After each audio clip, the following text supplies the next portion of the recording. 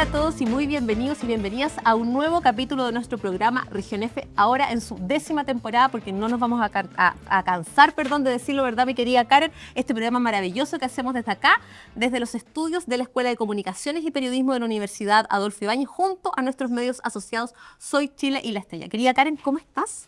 Muy bien, con muchas ganas de conversar con nuestra invitada que ya Vamos presentaremos. a presentar, y como es tradición ya en nuestro querido programa, lo vamos a hacer a partir de la siguiente nota introductoria que preparó nuestro equipo de calle. Carolina Martínez ha dedicado su vida a entender el borde costero chileno, un territorio tan hermoso como vulnerable. Es doctora por la Universidad de Barcelona, magíster en Geografía por la Universidad de Chile y geógrafa de formación porteña, egresada de la Universidad de Playa Ancha. Su especialidad es la evolución costera, cómo cambian las playas, los humedales y los acantilados a lo largo del tiempo. Investiga los procesos naturales que moldean nuestro litoral, pero también cómo la acción humana lo transforma y muchas veces lo daña. Con más de 20 artículos científicos y participación clave en al menos 13 libros, Carolina ha levantado una voz firme desde la ciencia, la investigación y la divulgación para alertar sobre la situación crítica de nuestras costas. En la región de Valparaíso, los efectos ya son visibles. Algarrobo, por ejemplo, ha perdido hasta un 72% de su arena. Hoy, Carolina dirige el Centro UC Observatorio de la Costa y participa activamente en múltiples centros de investigación, como el Instituto de Geografía de la UC, SIGIDEN y el Programa Milenio de la ANIP. La lucha de Carolina Martínez no es solo científica. Se trata de cuidar nuestro patrimonio natural antes de que los daños sean, como ella advierte, irreparables. Y ahora sí, estamos acá en el estudio junto a Carolina. Carolina, muchas gracias por acompañarnos aquí en el Región F. Muy bienvenida. Muchas gracias, Fabiola. Encantada de estar acá. Así es. Me toca a mí partir los fuegos. Querida amiga. Carolina, te quiero preguntar, tú llevas mucho tiempo abogando por conseguir una ley de costas, ¿cierto? Hay una política nacional del uso del borde costero que tiene apenas 31 años, una cosa poca, digamos. ¿Cómo imaginas tú que debiera ser hoy, siglo XXI, considerando todo el escenario climático, etcétera, una ley de costas que realmente se aplique a lo que hoy existe en nuestro país? Bueno, sí.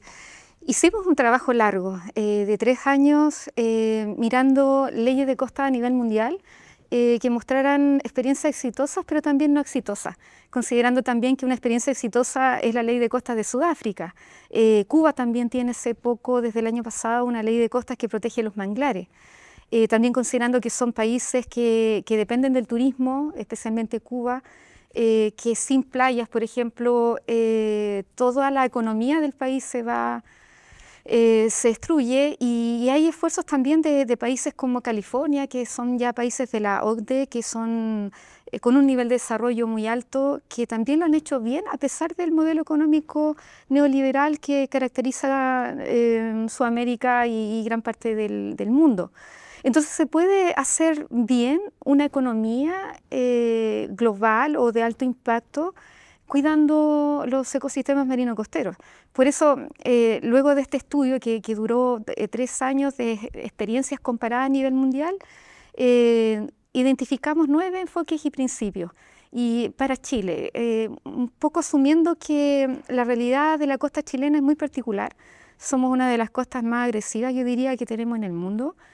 Nuestros cambios en la costa vienen impulsados por terremotos de subducción, pero también tenemos una dependencia tremenda con las cuencas hidrográficas andinas. O sea, todo nuestro país puede decirse que influye en la dinámica costera y en la existencia de ecosistemas de alto valor natural y por supuesto, económico. Nuestras principales ciudades también son costeras. Entonces, entre estos principios establecimos que los ecosistemas marino-costeros como playas, humedales, dunas, deberían ser reconocidos como lo hacen estos países exitosos en torno a bienes comunes. Esta discusión que tanto se habló durante el estallido social en Chile no es una discusión cerrada.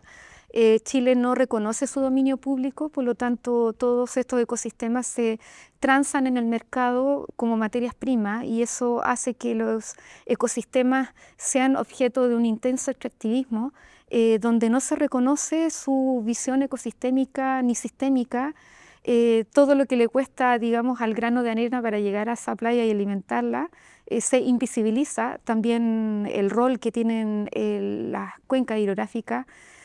Por lo tanto, ese dominio público en torno a una dinámica que es muy particular en Chile, no se reconoce, no se valora, y eso explica que tengamos hoy en día una tremenda degradación de la costa como jamás lo hemos visto en Chile, especialmente en los últimos 10 años, donde empezaron a ocurrir todos estos eventos extremos que nos tienen ahora la costa en una condición muy crítica. Disculpa, el tema justamente, el tema económico, que es otro tema que es muy importante también, porque evidentemente hay muchos intereses comprometidos.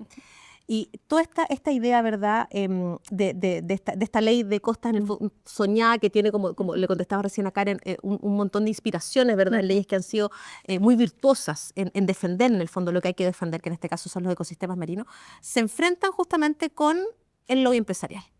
Y acá hay un tema en el fondo que no es menor, que ha sido denunciado por CIPER y por otros, ¿verdad?, medios de comunicación muy respetados a nivel nacional, que parlamentarios ni siquiera se puede atribuir un espectro político, sino que de todo el espectro político, ¿verdad?, han recibido dinero de la industria pesquera a cambio de defender los intereses de la industria pesquera, este extractivismo al que tú te referías recién, y no justamente el que debiera ser el bien mayor. ¿Cómo se enfrentan justamente toda esta importancia, toda esta concientización que está invisibilizada, como tú decías, con estos intereses que son, en el fondo, pensemos en todo lo que mueve, lo que está cerca de la costa, los restaurantes, los hoteles, los balnearios, o sea, ¿cómo se enfrenta ese desarrollo económico? Sí, ha sido bastante difícil, un poco frustrante todo el esfuerzo que se está haciendo desde la academia, porque esta propuesta de ley de costa surge en la academia, ha sido también consensuada, socializada con comunidades, pero en el ámbito de la toma de decisiones, principalmente a quien le corresponde legislar por la costa, no hay interés por legislar por la costa. Entonces, porque para impulsar una ley de costa en Chile se necesita que el Ejecutivo, el presidente, lo impulse, que se haga un consenso también en el Parlamento, y por lo tanto, si uno de estos tres ejes entre ciencia, comunidades y toma de decisiones no está alineado, estos cambios no son viables y tampoco son propuestas de modelos de gobernanza exitosos o que se puedan concebir como una realidad. Pero cuando nosotros vamos y argumentamos en el Senado que falta esta propuesta y que tenemos una brecha normativa que en el país tiene más de 150 años, porque no tenemos una ley de costa y ninguna ley orgánica que proteja los ecosistemas, pero que también consensúe los usos de suelo.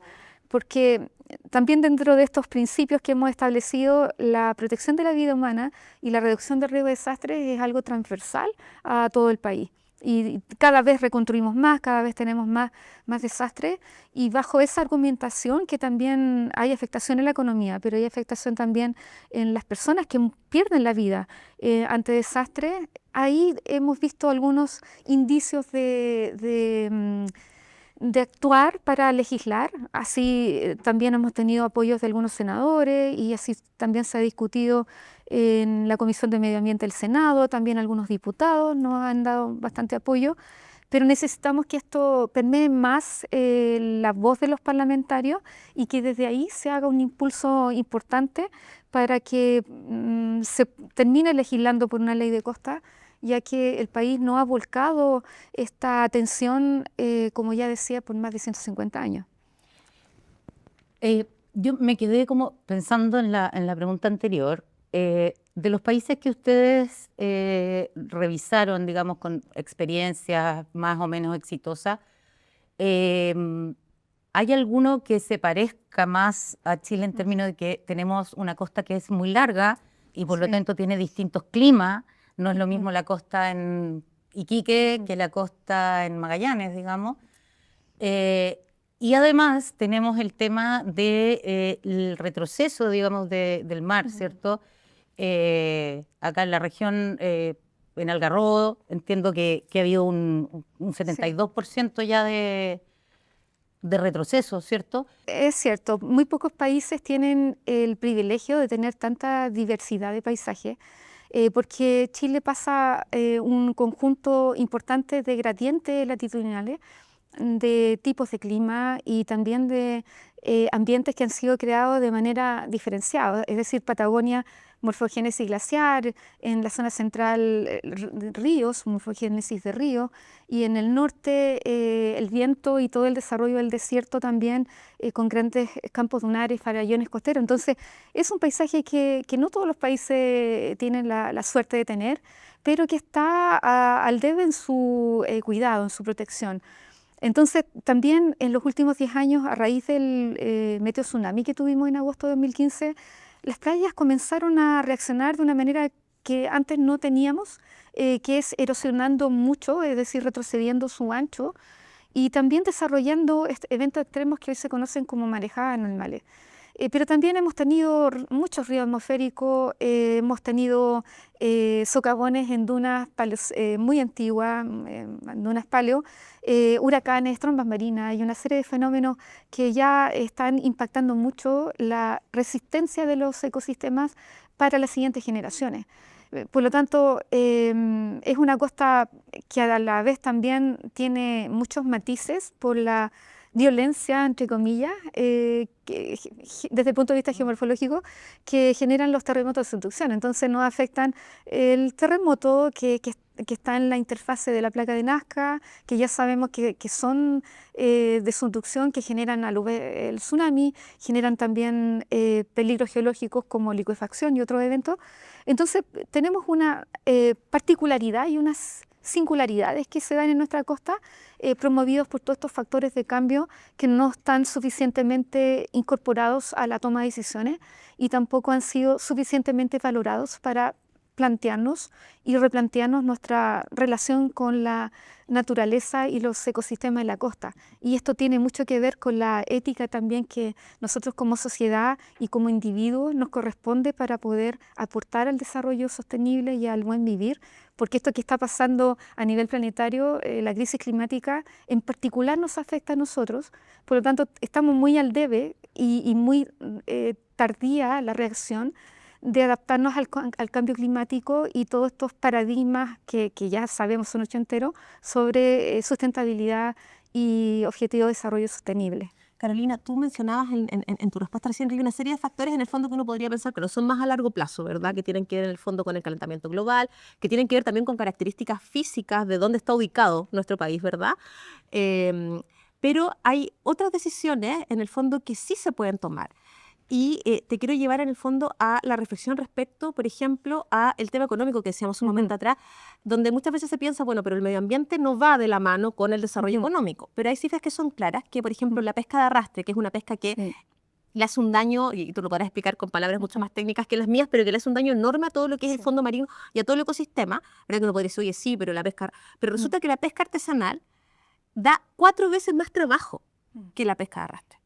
Entonces, ¿cómo estamos ahí tomando, como tú decías, las decisiones? Estamos con una mirada muy cortoplacista realmente como país en el fondo, porque, o sea, la Karen partía justamente con esa pregunta, o sea, ¿cómo puede ser que estemos tan al debe, incluso cronológicamente, con una legislación cuando nos encontramos, tú decías, del 2015 a la fecha, el panorama ha cambiado muchísimo en términos climatológicos, no sé ni siquiera estoy ocupando bien el término, pero...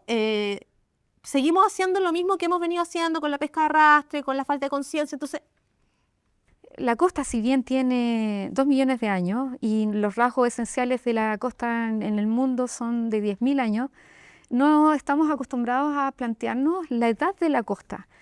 Y la edad de la costa no es de 50 años ni de un año para otro. Cuando yo miro esa costa y la miro con solamente mi visión economicista de cuánto voy a generar y los retornos, estoy impactando un ecosistema que tiene miles de años de formación y que no nos hemos puesto a pensar cómo es que se crearon esos humedales, esas playas fósiles o esas dunas que están colgadas ahora y que recibe esta cantidad de carga, donde hemos dado vuelta al mundo sobre los socavones. unas dunas de más de 10.000 años que tienen también una biodiversidad propia porque en todo ese tiempo desarrollaron suelo. Pero la verticalización y la urbanización ha sido tan desmedida que tenemos uno de los modelos de ocupación y de crecimiento urbano más agresivos y desbordados que tiene el planeta. Y frente a eso, quizás aprendemos a punta de terremoto, a punta de tsunami, pero es muy triste pensar que tenemos que esperar que nuestras familias y nuestros amigos se mueran para poder tomar decisiones. Por lo tanto, pensar la costa solamente de manera extractivista y economicista ya no tiene sentido, es poco inteligente, también contrasta con todos los compromisos que tiene Chile a nivel internacional, contrasta también con todo lo que nosotros pensamos como desarrollo humano desde el punto de vista holístico. Queremos ser seres felices, queremos convivir con la naturaleza, queremos generar desarrollo armónico, pero también para las generaciones futuras. Queremos vivir bien y este buen vivir se contrasta con las decisiones que estamos tomando a nivel de país y a nivel también de políticas públicas, donde se determina endosando toda esta responsabilidad de cuidado ambiental a las comunidades que están haciendo tremendos esfuerzos con una limitación en cuanto a economía y también a conocimiento. Y bueno, por eso esta ley, ya nuevamente recalco que surge de la academia y por eso este conocimiento científico, no solamente de nuestro centro UCE Observatorio de la Costa o de Universidad Católica de Chile, se pone a disposición de las comunidades y de esta responsabilidad social, sino que en general el conocimiento científico de las universidades debe estar al servicio de las personas, para promover este buen vivir más allá de los intereses economicistas y muy mezquinos de acumulación de capital que ya no tiene mucho sentido, porque lo que nos llevamos de la vida es justamente esta experiencia de ser humano conviviendo con la naturaleza, y si la naturaleza se destruye, nosotros también nos destruimos por dentro y frente a también nuestras necesidades básicas. Tú mencionabas recién el tema del conocimiento, ¿no?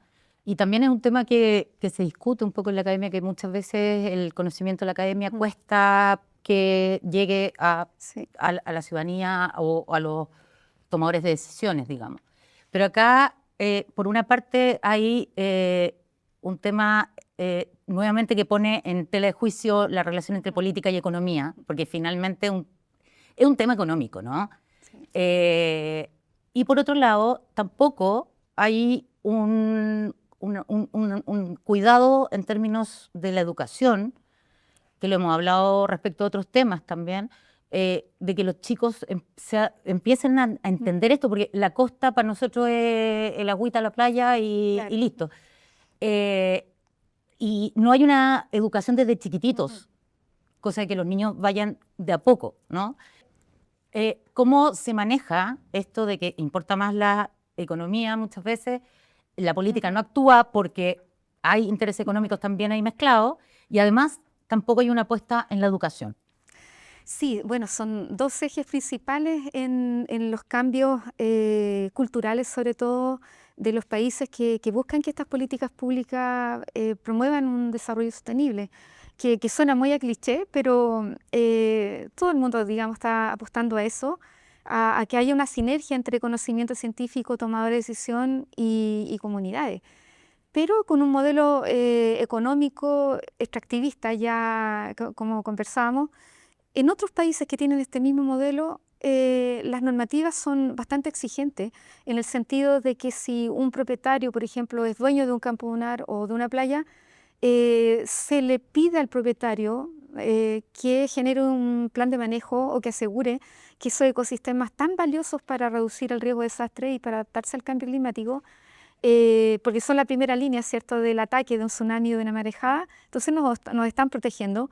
Quedan también protegidos para preservarlo en las siguientes décadas o para futuras generaciones. Es decir, el que tú seas propietario de un humedal o de un campo dunar no te exime de tu responsabilidad social, y el Estado, por lo tanto, es garante de que eso así ocurra. Por lo tanto, no te quita tu derecho de propiedad, porque las leyes de costa no pueden ser hacia atrás, sino que legislan o promueven el ordenamiento de los usos hacia adelante.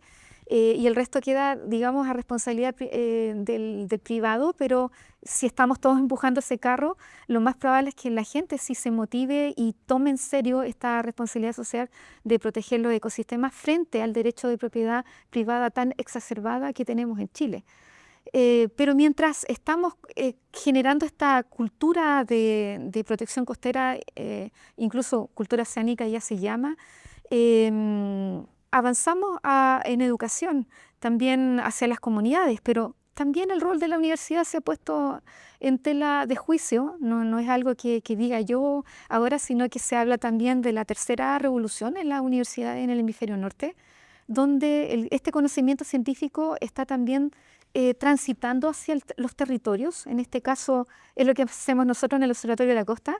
Transitamos conocimiento hacia territorios costeros que necesitan un conocimiento, un reforzamiento de ciertos saberes que para las comunidades son relevantes. Pero también mirar desde la academia más transversalmente que verticalmente, concebir también la vinculación con el medio desde un punto de vista desde Más colaborativo. incorporar también conocimientos no científicos a tu conocimiento que es más complejo. Por ejemplo, en problemáticas más complejas necesitas no solamente conocimiento interdisciplinario, sino que también considerar saberes locales, y eso también genera que nosotros miremos a la otra persona como un igual y un par. Estabas hablando justamente, Carolina, del rol de las universidades, y tú te formaste en una universidad pública acá de la zona, que es la Universidad de Playa Ancha. Actualmente esta institución se encuentra, ¿verdad? Ya ha salido en la prensa con importante tema, ¿verdad? Financiero, como también pasó con la Universidad de la Frontera, como también ahora está saliendo todo el tema, ¿verdad? de la Rectoría de la Universidad de Santiago. Entonces, no puedo dejar de preguntarte, como hija de la región y de la educación pública, ¿qué te pasa a ti respecto a las políticas de Estado para apoyar justamente a la educación pública, a las educaciones superiores públicas, donde en el fondo también se forman una parte muy importante de los saberes de nuestro país? Y también pensando que este es un programa que tiene muy marcada la perspectiva de género y la descentralización, como nos encanta decir aquí con mi amiga Karen Trachtenberg, te quiero preguntar también, Carolina, viniendo tú de la región, siendo mujer, que ya es un doble obstáculo, de la región y mujer, ¿cuáles son las brechas que tú también has tenido que enfrentar en el mundo de la academia para especializarte, para llegar a donde estás, para ser finalmente una voz autorizada en un mundo que, hay que decirlo, la academia es bastante patriarcal, por no decir directamente machista? Sí. Esas dos preguntas en uno medio. Sí, importante, claro. Sí, tuve el privilegio de estudiar geografía en la Universidad de Playa Ancha cuando estaba en ese entonces en la Facultad de Humanidades. Por primera vez se abría, luego del periodo de dictadura militar, se cerraron las carreras ahí de geografía, y los profesores que fundaron la geografía en Chile, principalmente franceses, fueron deportados en esos años, entonces se perdió mucho conocimiento ahí. Y bueno, la Universidad de Playa Ancha, con una visión muy destacada, abrió la carrera. Al siguiente año se abrió en la Católica de Valparaíso, y se comenzó nuevamente a rearmarse ese conocimiento, esa herencia que se había ido construyendo, y me trae pero gratísimos recuerdos todos esos años de formación, y también la oportunidad que me dio después de ser académica y de iniciar también mi carrera académica ahí. Pero falta mucho. He conocido ya la realidad de la Universidad de Playa Ancha, de la Universidad de Concepción, donde estuve también bastantes años, y la del Biobío, y en todos lados se repite lo mismo, el intenso centralismo de información que hay en Santiago, también una falta de democratización también del conocimiento, de poner a disposición esto que hablamos, conocimiento transdisciplinario, pero también reforzar la colaboración entre universidades regionales, que es la misión que tenemos nosotros ahora en nuestro observatorio. Pero falta muchísimo más, porque esta visión más bien transdisciplinaria de la ciencia, vinculando los saberes locales, es lo que viene en los siguientes años. Y ahí tenemos una tremenda oportunidad de revertir esta injusticia en información y en conocimiento que es viable de hacer y que depende solamente de la voluntad, digamos, de los investigadores. Pero en cuanto a políticas de Estado, falta muchísimo todavía apuntar hacia una educación que se articule en planes y programas en enseñanza media. Cada vez sabemos menos del sistema físico de la costa. Yo diría que enseñamos muy poco la costa, quizá en séptimo básico, en primero medio.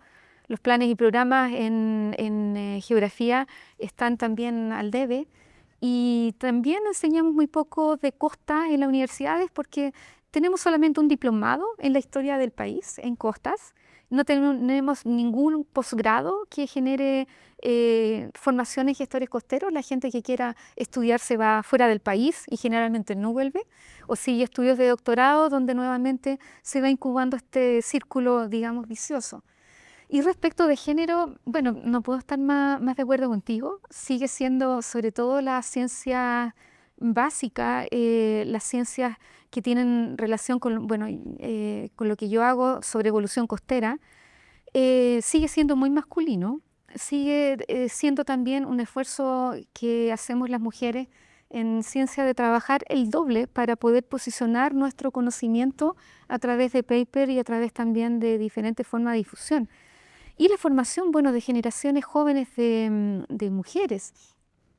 Yo diría que en los últimos años nunca he visto tanto obstáculo y tanto cierre para poder formar generaciones nuevas de mujeres en ciencia.